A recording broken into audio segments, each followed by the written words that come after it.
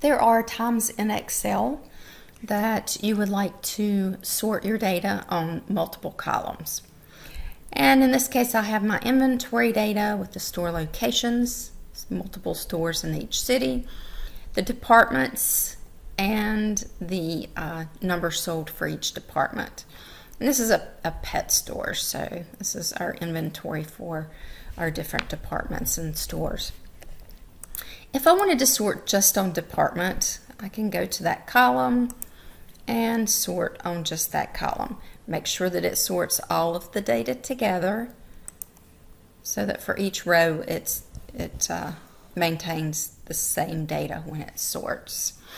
So you can see here for our data we have the departments sorted.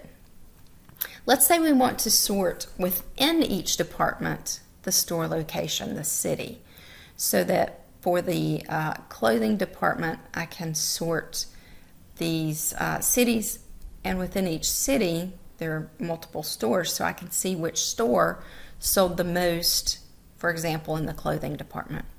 So if I go to the store location, keep an eye on the department column, it sorts by the store location, but you don't have a comparison of the store locations within each department.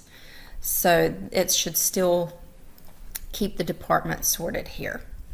So let's go in and do this a different way. That's good for only sorting one column at a time. If you want to sort with multiple columns, let's go to the custom sort here. And let's say we want to sort based on the department.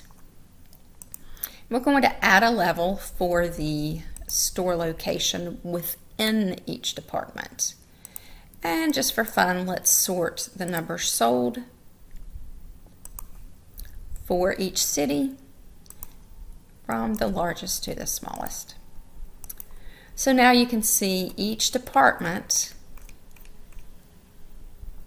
and within each department the stores are sorted.